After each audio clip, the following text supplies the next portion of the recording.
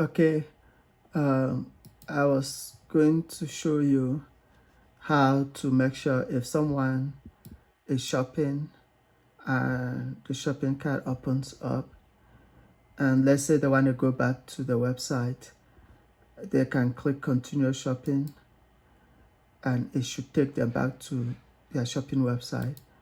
And if they add stuff and let's say they change their mind and they don't want anything in the store and they click removed and it removed, you want to be able to go back to the store, so continue to store and it takes you back to the store.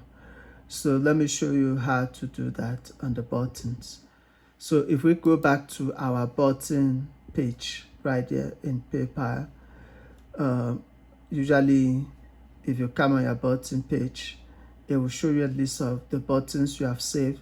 So this is the one that I showed you earlier, which is our story time page. So if I open that page and I see right there edit button, and I'll scroll all the way down to this optional settings, and then I'll come on the inside here is where I'm going to do that. So the way these advanced variables work is wherever you want that item to be able to do that is not on this page, you can explain it by putting it in this box and it will work. So let's get rid of this and then I can explain it to you so you can see what I'm talking about. So the way PayPal made this,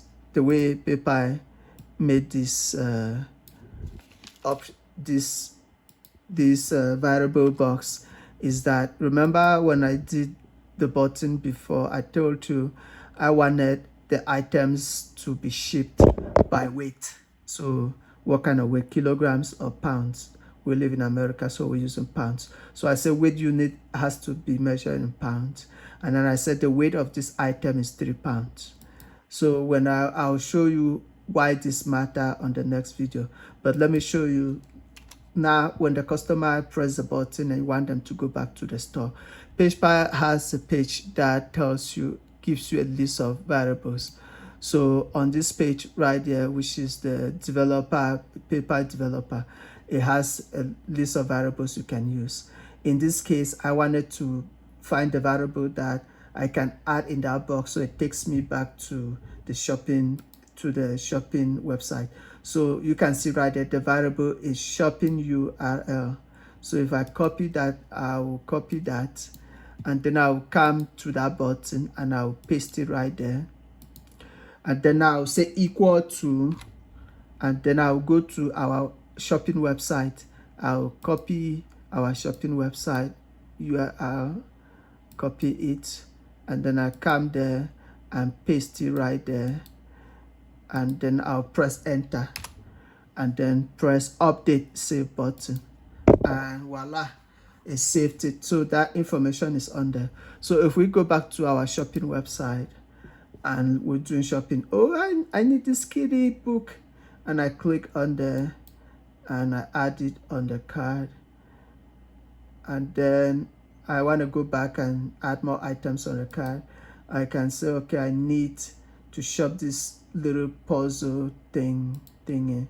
So I'll click and then it should open. As you can see, it opens 2 different tabs. So I'm going to show you how to make sure that it opens everything just on a single tab. But let's go to our shopping tab right there, and our shopping tab right there. So let's add this book. Let's add this book also in our PayPal button. So right now we have 3 items on there. The reason why all 3 items are on there is because I'm using the same button. I'm gonna demonstrate something for you. So this time you can click on return to shopping cart, and then it takes you back to return to shopping page. It takes you back to your website. So let's say I changed my mind and I want to delete everything that is in the cart and I removed it. I should also be able to go back to shopping website by doing that. So that is Now the next part that I want you to do is, let me explain this part so that you will be able to have ease of doing that. Okay, so let's say somebody is shopping for this item. They click on this item, it's going to open a different page. It's going to open this PayPal page, and then if I click on this one, it opens another PayPal page, but it updates the number of items that are added there. So to prevent that, so that it can only open on a single page, you have to fix all of your buttons by doing this. When you double click on the button, no, let's go to our edited page instead. So when you double click on the button in the edited section, you go all the way up in the code. You see it says target underscore blank. Change that blank to card, which is CART, and then you click next and you save it. And you can do that to all of your buttons. So you change that to from blank to card, and then you click next, you save it. Now let's demonstrate what I just did. What I just did is I make sure that every time I click on any item to buy, it should only open one PayPal page. So let's test it. I did it for this too. So now let's close this right there. So let's go to our website, and then now let's shop. And when we shop, it opens. Let's remove whatever was in there. Let's go back to shopping. Okay, so now we're adding a new item. You see one page open, right? Now let's test and see if the second page is going to open on a second page. It's going to do that, but it's the same item. So you can come back to this variable page on PayPal, and then you're going to find, the card. You're going to find the card variable. So I'm going to find it on this page, handle card variable.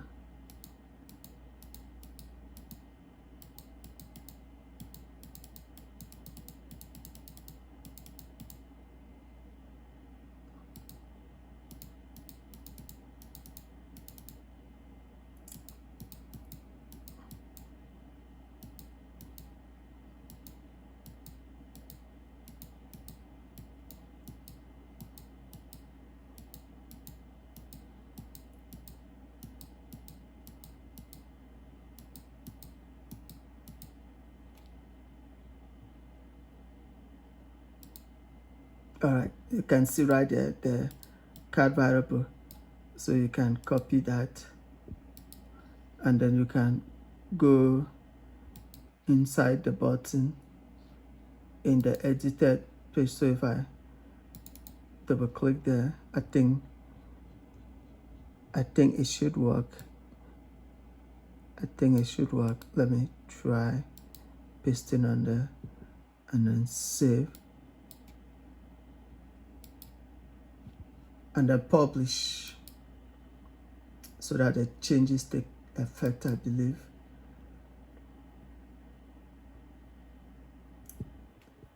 So when you publish, and then let's try again and see. Let's go to our website. So if I refresh our website, let's close this previous windows. Let's remove everything that is inside and close it. And then let's try the new publish buttons.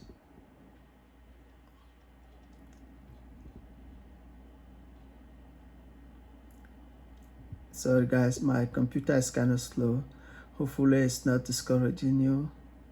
All right, so let's add to cart, and it opens one page. Now let's try another one. So let's try, you see, it opens on the same PayPal page rather than opening multiple ones. So that is covered.